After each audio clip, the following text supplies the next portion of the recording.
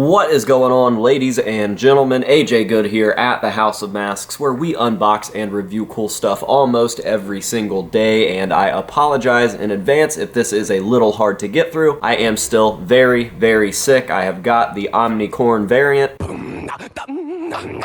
And let me tell you, it has really been taking its toll on me. I have not been able to get out of bed for days. Today is the first day that I've just felt like getting up and doing something, and I really can't take not working anymore. So I've decided to make a new video, and that is what we are going to do today. But if I sound a little rough, there is my excuse, but like I said, I just couldn't take not working anymore, so let's go ahead and hop on into today's video, and that is my favorite Slipknot masks from each member of Slipknot. So in today's video, I am going to be giving you guys my full favorite Slipknot mask list. That means my favorite mask from each member of the band Slipknot, not including anything that we didn't include in my least favorite mask list video, which we released a couple weeks ago. So I won't be doing any sort of ex-members from like the MFKR era or anything like that. I will be doing the main original Slipknot, that means Sid through Corey, including Joey and Paul, obviously, and then the new members such as Jay, V-Man, and the new guy. Sound good?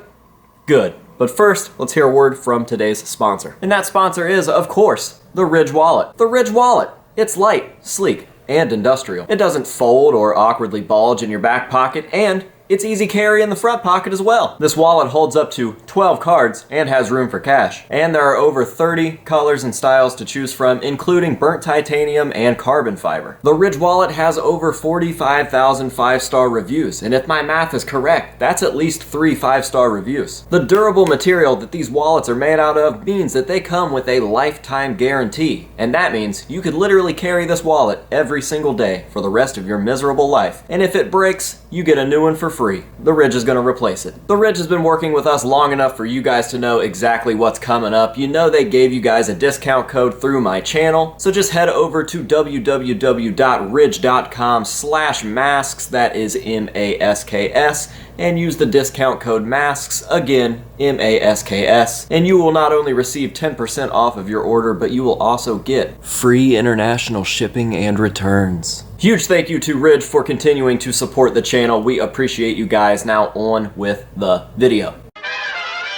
Alright, with that out of the way, let's go ahead and hop on into the list, starting with the DJ, Mr. Sid Wilson, number 0. And my favorite Sid Wilson mask of all time has got to be the C3. So outside of the aesthetics, I have a really, really good reason as to why this is my favorite mask, and that is because of when it was used. Not only was it used for self-titled, but it was also used for Iowa, the two best eras ever. So being that it was used with these two cycles is obviously already special enough, but more specifically, during the self-titled cycle, it was used in the Tattoo the Earth and World Domination Tour eras. Now, this is my all-time favorite version of Slipknot. It was the perfect mix between self-titled and Iowa. It was a very, very ambitious and rambunctious and hungry Slipknot. They were very, very angry, and it really, really showed on stage. And I just think that it is the perfect meld between the Iowa and self-titled cycles, and it just created the perfect era of Slipknot. But aside from that, as I mentioned earlier, this is an aesthetic choice as well. I really, really like the look of the C3. It's almost like a slightly more modernized, cleaned up version of the BCD, which Sid is so well known for using. And I really, really enjoy the strap pattern on this. It had a slightly different strap pattern than any of the other gas masks we had seen him wear, and it looked very industrial and strange. I really like the way that those straps kind of poke out over the back of his head. There's just something really cool about that, and on top of all this, this was also the first mask that I ever saw Sid experimenting with face paint on underneath. Now typically, any time before this, we would see Sid wearing solid black face paint underneath his BCD or any other gas mask. However, I do remember buying a lunchbox with the C3 on the cover, and you could tell that Sid had some sort of weird skull-looking design going on. He had based out his face in a lot of bright white face paint and then done some other designs with black or blue, and it was quite interesting. So, all of these things combined lead this to be my favorite Sid Wilson mask of all time. The fact that it was used for my two favorite eras, the fact that it was used for my favorite little sub-era inside of a cycle, the aesthetics, and the nostalgia reasons, they just all kind of combined to bring this one home for me. So, next up,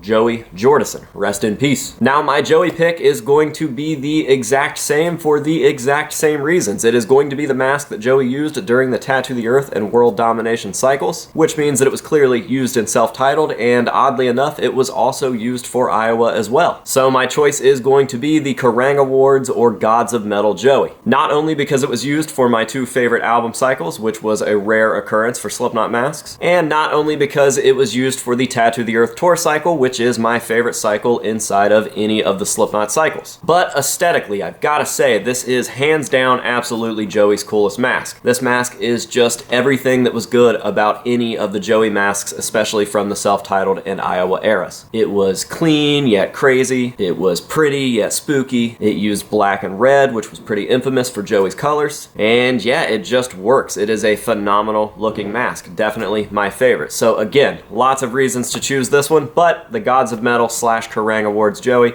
is definitely my all-time favorite Joey Jordison mask. Moving right along to Mr. Paul Gray, another rest in peace. I've gotta go with, I guess, the late self-titled Pig, not because I like it any more or any less than the original self-titled look, but just because it was used for the later self-titled shows such as Tattoo the Earth and whatnot. It was really hard to choose between these two because I do like the way that this mask looks the entire album cycle during self-titled, but I think that it just has a little bit more character by the end of the cycle, what with the duct tape, the rips and tears, the discoloration, and the weathering on the mask. So it wasn't an easy choice, but it also wasn't a hard choice. I knew that it was going to be the self-titled Pig at some point. I just didn't know which point it was going to be until I started making my list. So for Paul, definitely the self-titled Pig, preferably the late self-titled Pig. Moving on to number 3, Chris Fehn. We have got to go with the Spit It Out Liar on this. Definitely my favorite mask of Chris's, not only because we did not get to see it that often due to the fact that something happened to this mask and it went away. I've heard rumors about it getting stolen, I've heard rumors about it getting sold off, I've heard all sorts of stories, but one thing is for sure, we did not see much of it, and that is a damn shame because it is a very, very creepy mask. The smaller, uncut eyes with the larger mouth just lead this thing to have a very, very creepy look, and it definitely sets it apart from most of the liar style masks that Chris would wear in his time with Slipknot. So yeah, this was a no-brainer for me. The Spit It Out Liar is definitely my favorite Chris Fehn mask of all time. Moving on to number 4, James Root. This one was tricky, and I think I've honestly got to give this a tie. It's a tie between the Ozfest Jester and the Iowa Promo Silver Jester. I love both of these masks. Obviously, they are tied for this spot. However, I think when it comes down to it, I would have to go with the Iowa Silver Jester just for nostalgia's sake. The Ozfest mask was cool, and it was Jim's first mask. There are a lot of weird little things on that mask that make it neat, like the unnecessary folds and stitching on the face, and the fact that this was Jim's first real mask. This was the first mask that he had any sort of anything to do with, and it really kind of gave him his identity as the Jester of Slipknot. However, when it comes down to that silver Iowa variant, it is just so fucking evil, and I definitely have a very nostalgic sentiment with it. I still remember the first time I ever saw it plain as day. It was on the cover of a guitar magazine when I was really, really young, and I just absolutely fell in love with the photos from that magazine. I think I still have my original poster that I ripped out of that magazine that featured that mask. So yeah, that mask is a very, very neat one. It also doesn't make sense, like why is it silver? I don't know, but it just works. I really, really love that mask. So, for the sake of nostalgia, if I had to pick, I would go with the Iowa Silver Promo. But for the sake of this list and the fact that this is my channel and I can do whatever I want, I'm gonna go ahead and leave these guys tied because I do really like both of them. Next up, we have Craig, 133, number 5, and this was yet another very, very easy choice. Of course, I'm going with the self-titled helmet, and more specifically,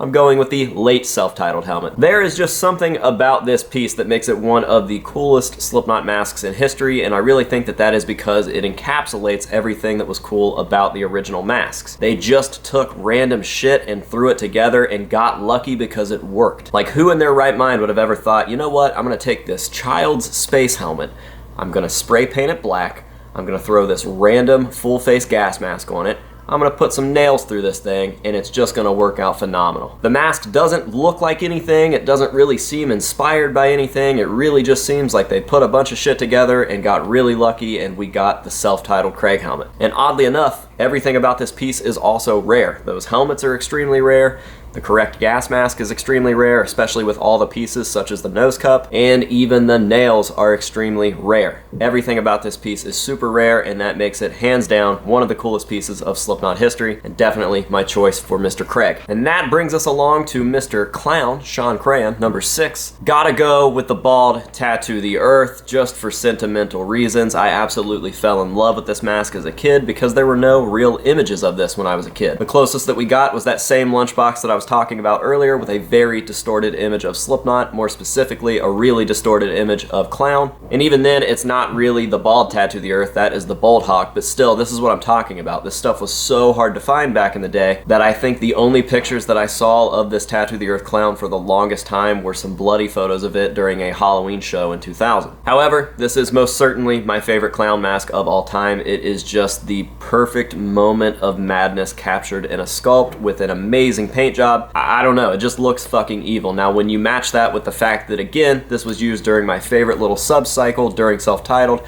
the Tattoo the Earth era, it just takes on even more life for me because that was the angriest, heaviest, meanest, most evil Slipknot that we got, and that mask really, really fits that time period. Moving along to Mick, I don't know, fucking early self-titled, I guess. I don't really have a preference with Mick's masks. I know that there are differences, obviously, as I document all of these masks and I collect them, but when it comes down to it, I don't really have a preference with his. Nothing about his make me love them or dislike them any more or less than any of the other masks in his catalog, so I guess early self-titled. Next up, Corey Taylor, number 8, the Great Big Mouth, and yes, I've got to go with the dummy. However, I am choosing the dummy simply based off of nostalgia, and I'm even going to pick a very particular version, and that is the version that we see in Wait and Bleed. I always loved the way that the dummy looked in Wait and Bleed, and honestly, I was young enough to be there when he was still actively using the dummy, so I got to see it for its very short life. So my choice is strictly nostalgia based. I do slightly like the way that it looks more sometimes. However, I do think that the Ghost Glow is going to overtake the dummy at some point for me in my life because it just fucking works. It's gross, it doesn't make sense, it really fits the shtick of Slipknot, especially during the end of the self-titled era. It's very nasty looking, and I just don't know what I'm looking at still. So yeah, I think when it comes down to it that the Ghost Glow is going to end up overtaking it, but it just hasn't happened for me yet. So that wraps us up with the OG Slipknot, or what I'm calling the OG Slipknot, because clearly I'm not doing MFKR ex-members such as Josh or Cuddles or anything like that, and now we just have the new guys left. So, Jay Weinberg, another easy one. It's gotta be his weathered .5 The Gray Chapter mask, and if I had to pick a very specific look since he changed it so often, I would probably go with this. I just really like what he ended up doing with it. I think that the mask fit him really well after he got to put some of his own touches on it, and it weathered naturally, of course. So that one's super easy. Definitely has to be that version. V-Man has to be the same, actually. It's gotta be some sort of weathered variant of his original mask, and if I had to go more specifically than that, I would say whatever he wore on the cover of that one magazine. I just really like the fact that he actually tried to do something with his mask, even if it was just kind of copying off of Jay and putting some black and white face paint on his mask. It still ended up being the best look for that mask, and I think the best look for V-Man since we've been introduced to V-Man, so gotta be that one. And now, last but not least, wow, we fucking flew through this one, huh? Last but not least, we are going with the new guy, Mr. Michael Paff, and I've got to just go with one of the weathered variants of his mask because that's all we've really got so far, and a lot of his looks have been pretty silly since the introduction of him to the band. So gotta go with just this slightly discolored, gross, weathered variant of his mask, and that is that. So, I actually made it through that a lot quicker than I expected to.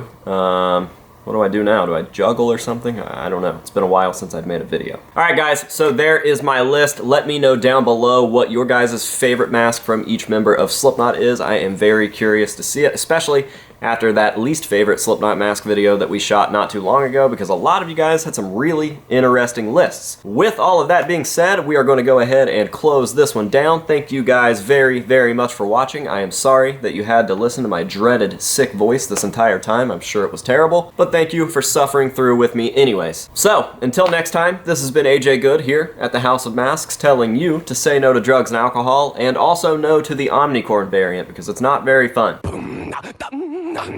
And we will see you guys in the next one.